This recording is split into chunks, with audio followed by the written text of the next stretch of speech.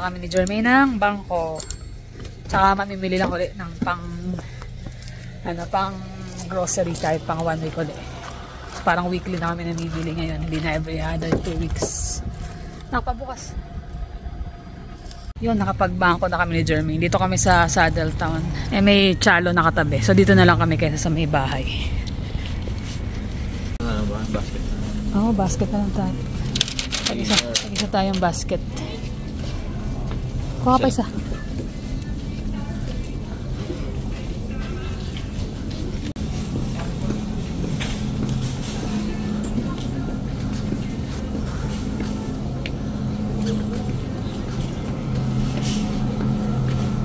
Parang mas malaki rito, no?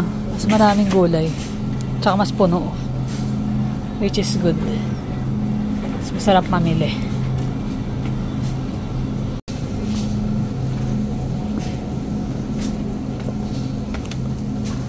Laki dito, no? Gusto kong magnilaga. Kaya bumili ko ng bok choy. Pero yung repolyo, napakalaki. Ang dami nito. Sobra-sobra. Ano kaya? Mas maganda yung Chalo dito sa Saddle Town. Mas marami siyang laman. Ay, nyog. Nagkakadkad ka ba? Tsaka mas parang fresh yung mga gulay. O dahil baka bagong lang sila, replenish lang din. Let's go. Ayan. Ayan. Basmati rice ko ka. Yung nasa blue.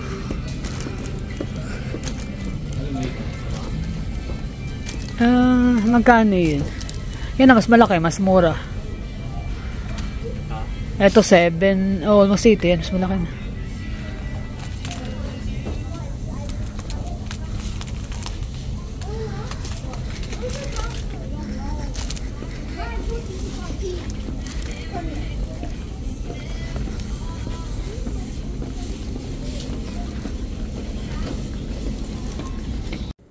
So yan, ito lang yung napamili ko ngayon. Bumili ako ng pork chop. Pero yung wala siyang buto. Tapos giniling. Ang tawag mo dito? Boneless na beef shank. Ilalaga ko. Parang na-miss ko magnilaga. Tapos hipon. Basa filet. Tapos dahil sobrang init ngayon, nagagawa ko ng smoothie. Ito may strawberry, mango, tsaka peaches. Bumili ko ng Siopaw Goldilocks. Sarap to eh. Pang merienda ba. Tapos saging na saba, mag-ano ako, maruya. Tapos mais para doon sa nilaga. Cream cheese, sliced cheese, San Marino tuna. Ito wala lang kasi naka-sale. Spam na tosino kaya bumili na ako. Nasa 3 something lang, usually almost $5 to. Tapos basmati rice para sa biryani na chicken. Bok choy, cucumber, potato, kobocha.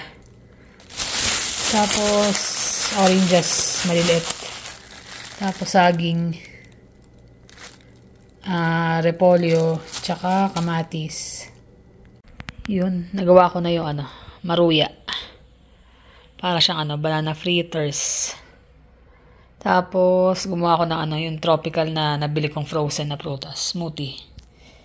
Para kay Habi, kay La Jermaine, tsaka kay Jonas. Pero si Jonas kay mamaya pa. Ito sakto. Pauwi na siya eh. Sakto prinito ko na para maya-maya. Malamig na. Brinash ko lang to ng butter after prito tsaka ni-sprinkle ng sugar. Ayun nagme-merienda na siya. Sarap. Ako nanonood ako ng Nabago naman. Dati laging turon eh. Ayun ang lagi mong request eh, turon. Ay, naisip ko, maruya naman. Maiba naman. Saging din. May kang saging, dear. Ayan. Bon appetit, Your Majesty. Kasi simula ko lang, limited lang ata yung yan. Kailangan natin na malamig na merienda. Merienda. Palamig sa ulo. Mamaya, chika niya sa inyo. Kain lang muna siya. Yun. Dito na lang kami sa Cross Iron. Tingin lang kami ng maleta. Parang bilis na, lapit na. Next week, isa na lang. Yun na. Isang linggo na lang mahigit. Ito na ang maleta. Yan. Check muna namin dito sa Winners. Home sales ba? Ha? Baka manalo. Ito kaya, baka may mga maleta rin dito. Check din natin. Magkatabi naman sila eh. Ganda ng mga pang decor. Full na eh. Cute ah. So, itong ano to. Isa pa? Tulog ka dyan. Kaso hindi. Labas ang ulo mo dyan. Nakahalaylay. Sa dulo ba kamera? May mga pang Christmas na nga rin eh. Ha? Halloween. Dito Halloween. Tapos dito pang Christmas sa kabila. Sa kabila Easter. Utot na. Diba? Yan o. Start na maglabasan. Pero sa Pilipinas masaya kasi mapipil na namin yung Pasko kahit mapilman lang ba. Hindi na tayo uwi ng bare months na. Oo. Usually summer. Summer. At may pasok yung mga bata eh. Kasi bare months, umuulan din eh. Lagi naman umuulan sa Pinas eh. Kung hindi sobrang init, maulan. Rain or shine naman tayo. Ang cute. Pangbangko ko yun, dir. Isa pa ka din dito, din. Isa pa din daw ako rito. Mura pa yan. Para sa mga ganda nga yun, no? Ang cute. 129. Yung malapit sa lupa. Asa Sa lupa. Pang social yan, ah. Wala siya. Check lang naman. Minsan na tayo makaigot. Malamang sa wala nga. Sa winners daw, may nagsuggest winners.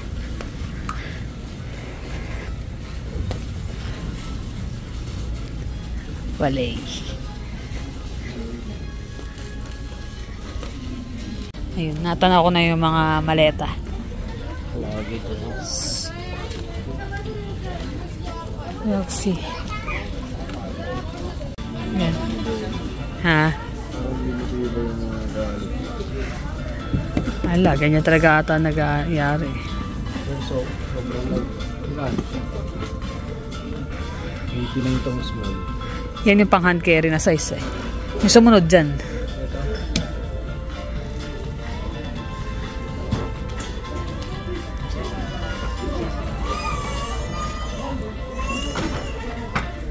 Ganda ng puti dito.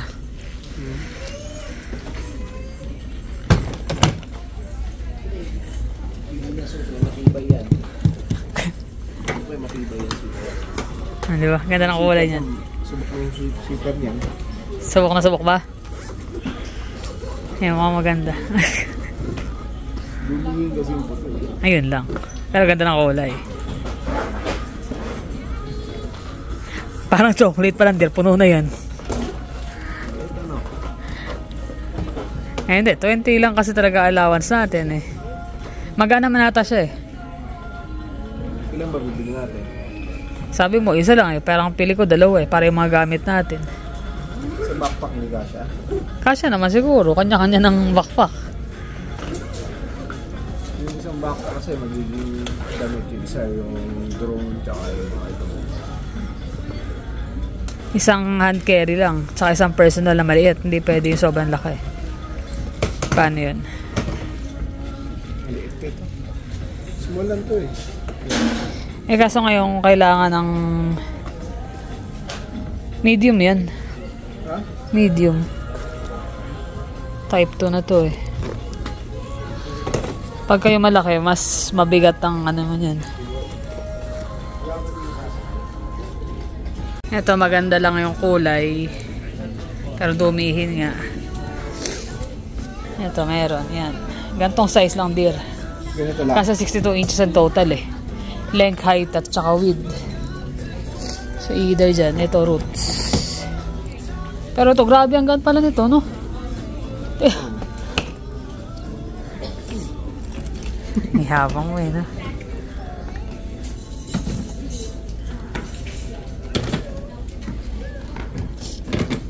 Ito nga Quicksilver maganda eh. Pero kung may mas maliit sana ng konti. Ito naka-sale eh. 75 pa yan. Ano ba ito? Hindi ko nga lang alam kung anong brand. Spartan? Spartan. Champs pala. Ah, Champs pala. Same ng brand nito. Dadalawahin na ba natin? Bili na dalawa ngayon, isa lang. Mahal eh. Mahal pa ba sa'yo yun? Hindi. Mas mura sa Japan yun. Kakasya ba lahat na dadalhin natin dyan? Ang tanong. Yan pa sa loob. Ano? Tingnan muna natin. Isa muna natin bili natin tapos Pag kailangan. Eto, talagang gaan nga lang. Ano ko kaya pag kinompare mo? kaya lang yung ano niya, durability kaya niya.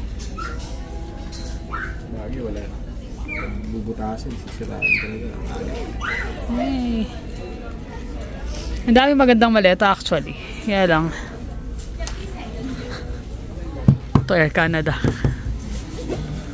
Yung mga gantong tela, puro lightweight. Ito, ganda ng kulay.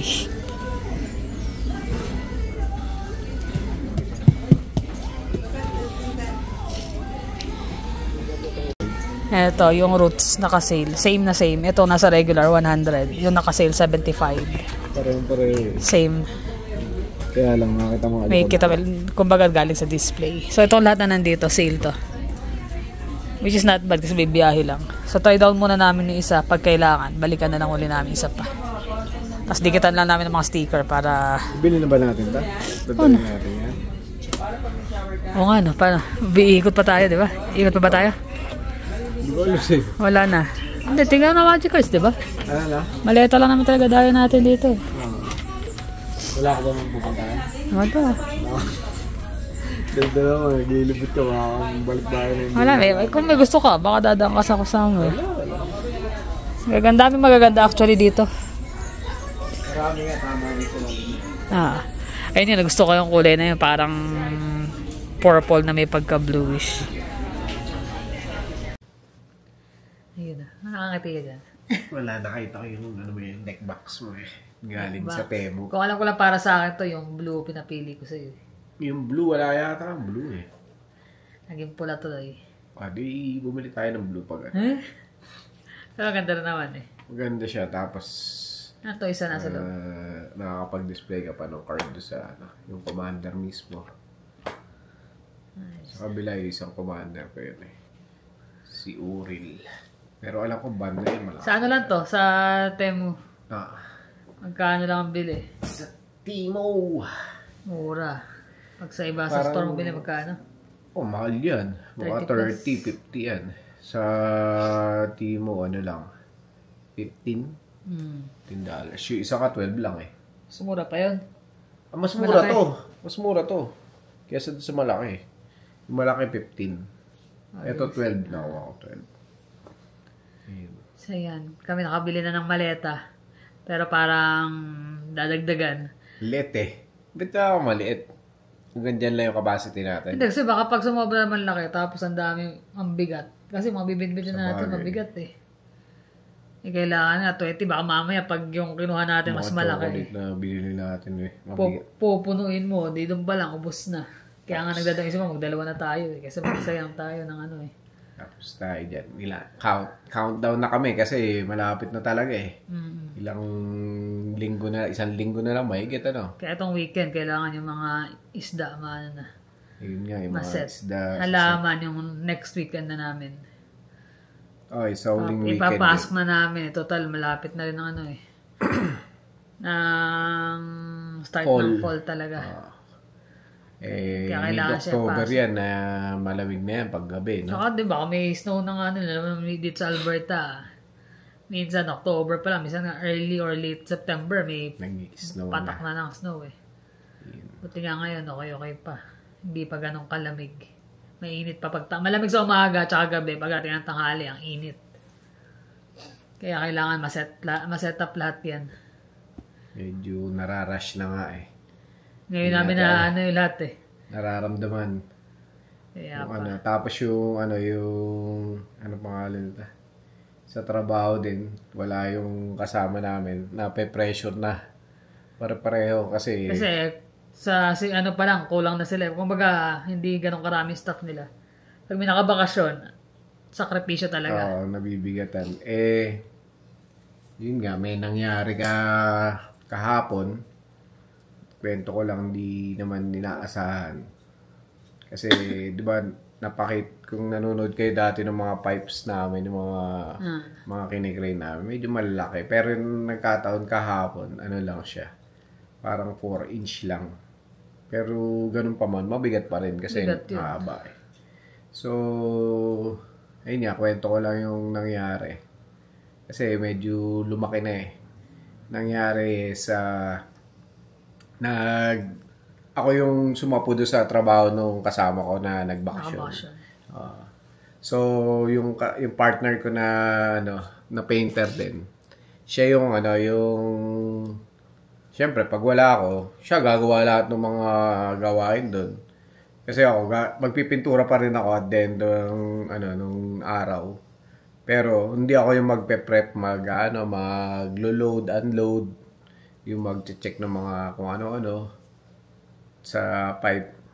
So parang nape-pressure siya. Tapos ako napansin ko na yun eh. Parang umpisa pa lang nung araw, nung umaga pa lang, ang sama na ng tingin niya. Kasi pinagawa na sa akin nung supervisor namin yung gawain nga dahil nga magdi-deliver na. So ginagawa ko na.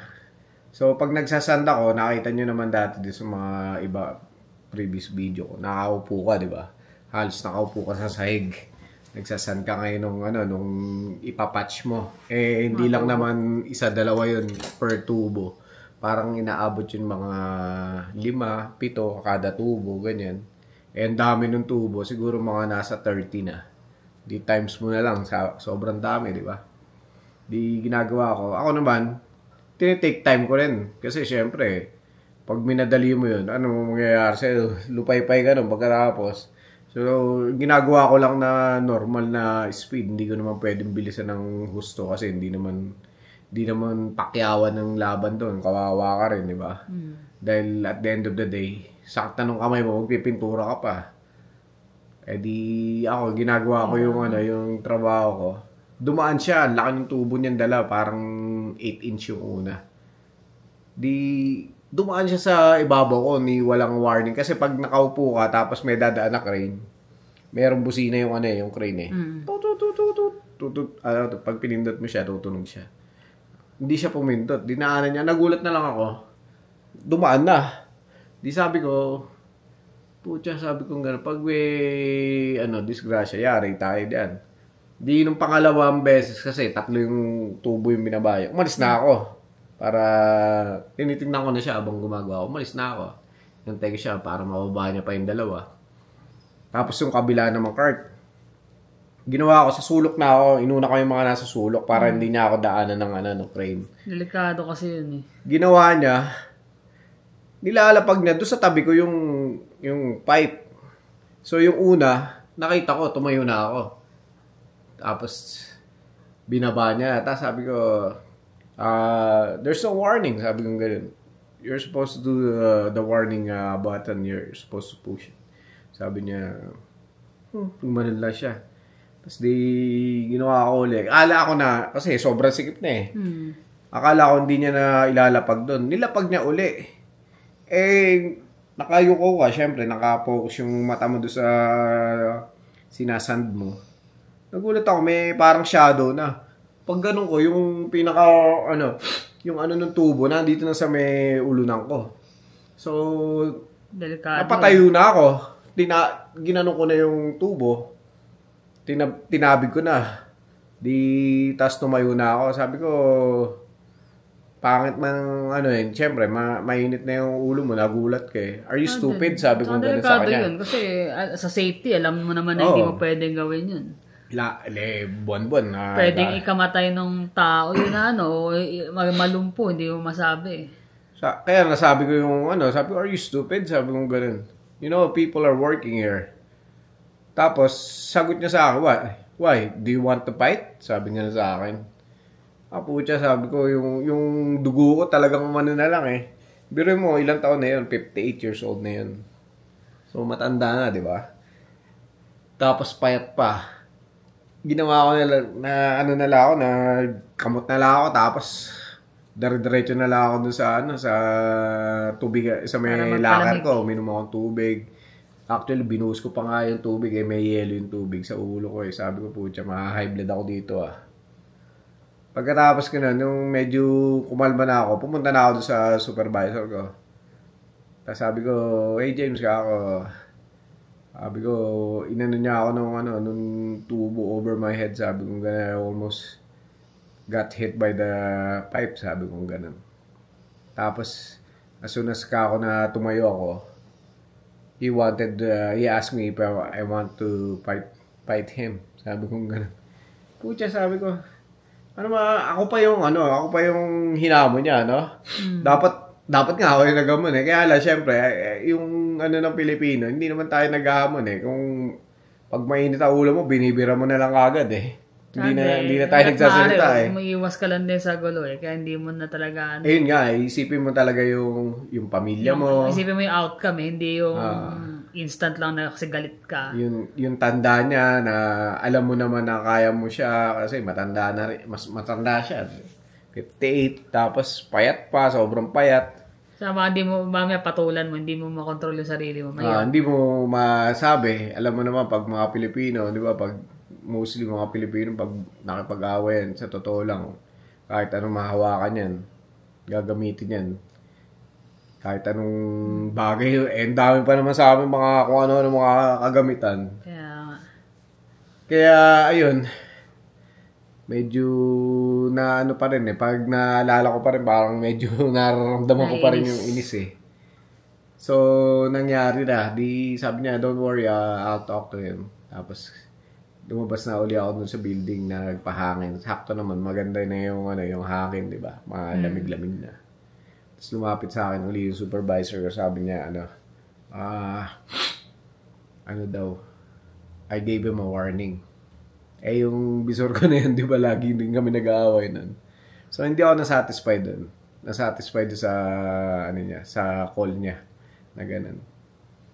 Kasi, bakit ako nung, di ba, binigyan mo ako ng write-off kagad. Nawala namang basihan na bibigyan mo na write-off. Sabi, delikado yun kasi, sinaalang-alang mo yung safety ng katrabaho. Safety ng katrabaho mo. Actually, may nangyari ng ganun, tinamaan sa ulo tinamaan niya sa ulo, pero hindi nasaktan, tumalsik lang yung helmet nung Pilipino. Dinaplisan niya. Yun, tanggal. Yung araw na yan, tinanggal siya. Pero ngayon kasi, medyo, ewan ko kung bakit nagkakaganan. Sabi hindi ako nasatisfy. Ginawa ko, pumunta ako doon sa namin. General manager namin. Sabi nung general manager, sabi niya, buti hindi mo pinatulan, sabi niya gano'n, kasi mas malaking problema yun. You know how fragile he is, sabi niya gano'n. Thank you for not beating him up, sabi pang gano'n na medyo pa-joke na hindi mo malaman. Sabi ko, it's not about that. Sabi ko gano'n, it's been going on for almost a year na hindi kami magkasundo, ganyan. Hindi namin alam kung bakit. Pero pag kasama ko naman yung mga ibang Pilipino at nagbakasyon siya, smooth sailing naman yung trabaho. Mainit din kasi ulo ng matanda na yun, Sobrang mainit din niya. Pag nagtatrabaho kami, babalibag. Muntik na akong tamaan ng llabe. Sinabihan ko na siya doon. Sabi ko, one more time na tamaan ako niya. Nag-ricochet kasi yung llabe. Muntik na akong gumanon talaga sa tenga ko Kung tumama sa mukha ko, yari siya talaga. Pero pinalampas mo pa rin yun, di ba? Pinalagpas ko pa rin kasi ayoko nang lumaki yung problema Kumbaga, mawala man isa sa amin, o isa doon sa katrabaho ko, mabigat na. Hindi ka naman makakakuha kagad ng one click na kapalit na alam kagad yung trabaho. Titrain mo pa siya, ganyan.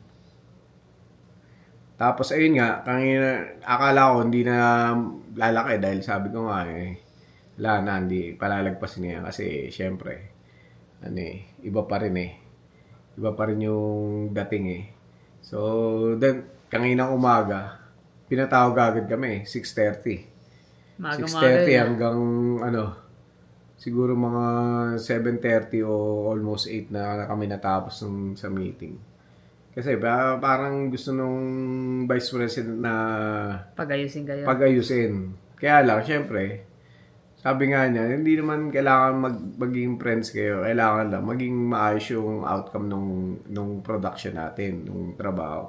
Sabi ko, kako, pag pinairal mo yung 35 years mo na pagiging painter sa mga painter ngayon, hindi talaga mag-uubra kasi yung painter ngayon, iba na yung technology na ginagamit Iba na yung style. Hindi ko naman pwede sabihin yung style ko is style niya ng pagpipintura kasi sa pangalan pala magkaiba na Pwede mo pwede mo na sabihin na ako yung junior niya, di ba? Parang ganun Kaya lang, iba yung training ko iba yung training niya, iba yung nakakagawin namin. Hindi mo naman pwedeng i-standard yung isang bagay. One more thing na ginagawa niya is pag wala yung supervisor namin, hindi ako nag-a-act na ako yung supervisor. Pero sa akin, pinapasa ng supervisor yung mga trabaho. So, nagagalit siya. Walang kwenta yan Sabi niya, sobrang soft niyan Hindi dapat naging leader yan. Mga ganong comments sinasabi niya sa akin. Hindi ko naman sinabi doon sa meeting namin. Kaya lang, sabi ko, dapat magkaroon tayo ng respeto sa mga namumuno. Kasi, ang sabi ko doon sa ako nasa gitna ninyo ako. Ikaw, matagal ka na painter. Pero mas nauna pa ako sa company sa kanya Sabi ko, matagal ka ng painter. Tapos yung bisor natin is ilang taon pa lang na bisor, di ba?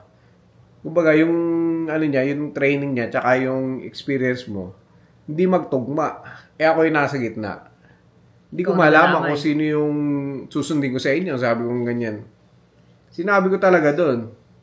Ngayon, kung gusto mong ikaw yung susundin ko, sabihin mo sa kanya kung ano yung dapat na, kayo mag-usap. Tapos sabihin nyo sa akin kung ano yung dapat kong gawin. Hindi yung pag gusto mo. Mahirap kasi yung doble trabaho mo, magpapatch. Unahin mo, magpapatch o magpipintura.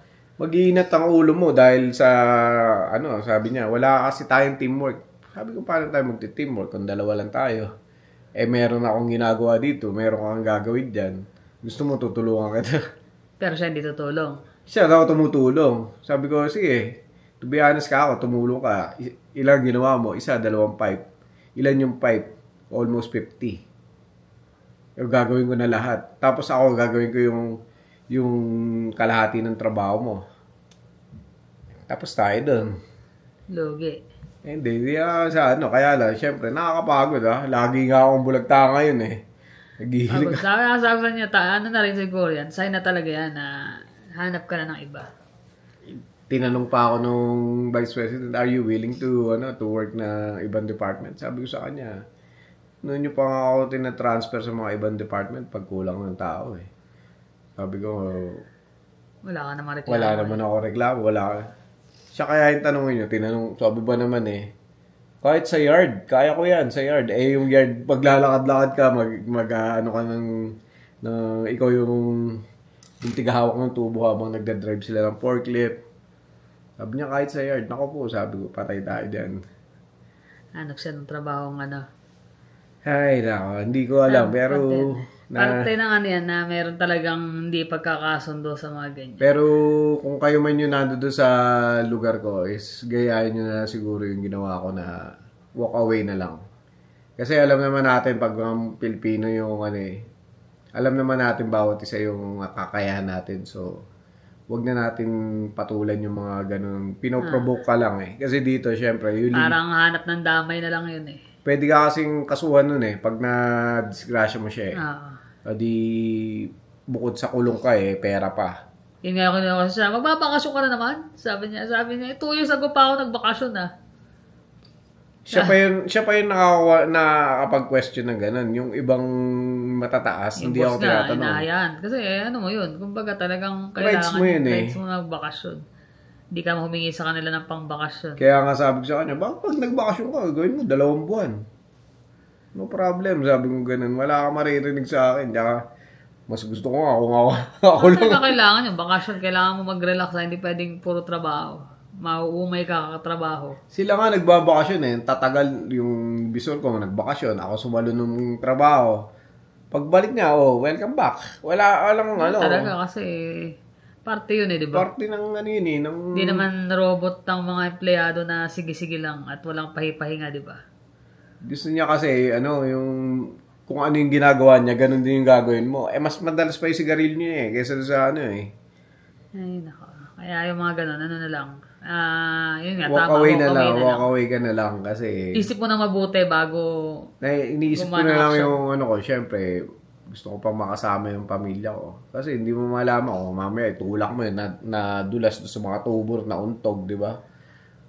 O nauntog na kung ano nangyari sa kanya doon. Ikaw ang cargo nun. Ikaw yung kakasuhan doon. Sayang yung yung pero sabi ko, maging maingat siya ngayon. Man siya mabuti sa paligid niya. Hindi natin din alam, di ba? Pwede nga rin. Kaya lang, kaya nga sabi nung general manager if you could work on the other side of the building, siya doon sa kabila. Para medyo... Sure, why not? Sabi ko nga sa kanya, if you could transfer into another department, sabi ko, that would be nice. We're working on it, sabi niya. Pero hindi na makaya dahil kailangan ka din nila. Ay, wala Pero ewan ko lang, pagbalik siguro ni Bo. Hindi ko alam. Kasi sabi niya, pagbalik mo after nung bakasyon mo, freshen up ka na nun, baka okay na. Baka malipat ka na ibang department o ano. Sabi ko, okay lang. Sabi ko, wala namang problema. Wala namang problema sa akin yun. Sabi ko, gano'n. Ay, yan lang naman ang mga na-share. Kaya kanginas nagpapalamig siya. Sakto may smoothie naman. Tapos bumalik maleta, nakapagpalamig ng konti sa mall. Ay, naka. Talaga. Ano yun, yung mga challenges natin sa buhay yan. Hindi nawawala yung mga ganyan na focus ka na matapos yung trabaho, matapos yung week para palapit yung bakasyon mo. Tapos mangyayari pa yung ganyan. Parang aberya. Kaya tama lang din yun na iwas na lang para wala nang problema. Hindi natin alam kung hanggang saan ang ating ang PC natin sa pasensya. Pero habaan natin lalo na nandito tayo sa ibang bansa, ibang mga ugali. Sabi ko nga naranasan ko na yung mga ganyan sa Korea. Iba't ibang ugali, iba't ibang nasyon yung kasama mo. Pero nanaig pa rin yung yung pagiging tao mo na makisama, ganyan. Kasi doon talagang barakuan doon Kasi yung lahat kayo, iba-ibang lahi, tapos parang pag di ka makautusan, di ka makapag-utos, gawin mo kung gusto mo, walang tulungan. Pero ganun pa man, nagkaroon pa rin kami ng samahan, lalo na nung after ilang months, 6 months siguro nagkaroon. Nagkaano na kayo nagkaalaman na ng ugali. Kanya-kanyang ugali. Tsaka wala kayong pamilya doon kayo lang. Hindi kaya dito kasi, diba, at the end of the day, uwi ka sa bahay. Pag nandun ka sa ganun, sama-sama kayo sa ng ilang taon. Kaya kailangan nyo magkasundo talaga. Para kami mga preso doon nasa bundok pa. Ayun ako. Ilan naman, na-share na lang naman namin at naikwento niya ang kanyang mga init ng ulo lately. Hindi naman hindi naman kumbaga pangkaraniwan lang sa atin yung mga nagtatrabaho sa mga ganung factory na lalo't puro lalaki kayo yung yung testosterone level na